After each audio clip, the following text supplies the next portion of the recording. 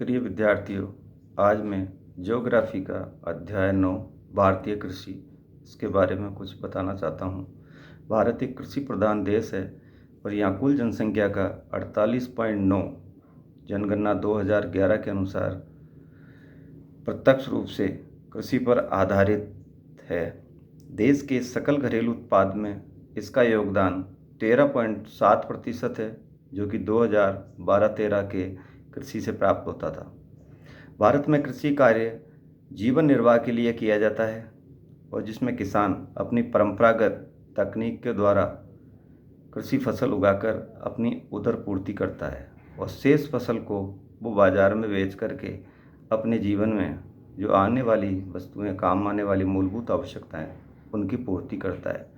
भारत में कृषि को हम विविध रूपों में पाई जाती है। भारत में ऋतुओं के आधार पर कृषि को हम 3 भागों में बांट सकते हैं: खरीफ, रबी और जायद।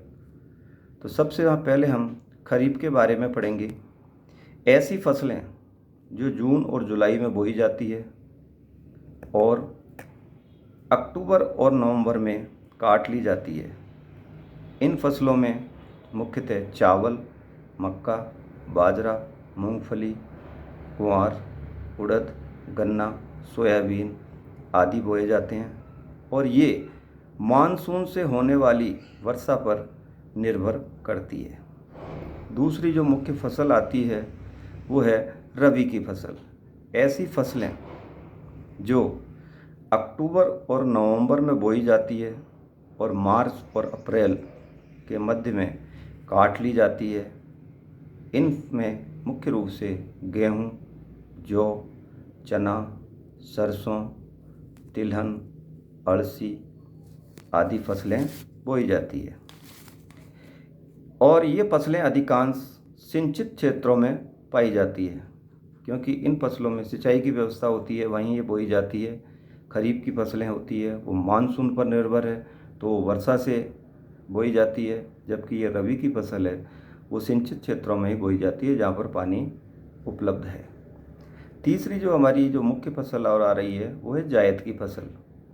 इसमें मुख्य रूप से हरा चारा और सब्जियां बोई जाती है, जो कि फरवरी से लेके अप्रैल तक ये बोई जाती है और जून और जुलाई में जब वर्षा काल शुरू होता है उससे पहले ये काट ली जाती है।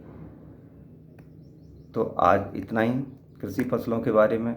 कल हम आपको मुख्य फसलों के बारे में बताएंगे, जिसमें व्यावसायिक फसलें, खाद्यान्न फसलें, बागानी फसलें हैं। इनके बारे में कल जानकारी देंगे। धन्यवाद।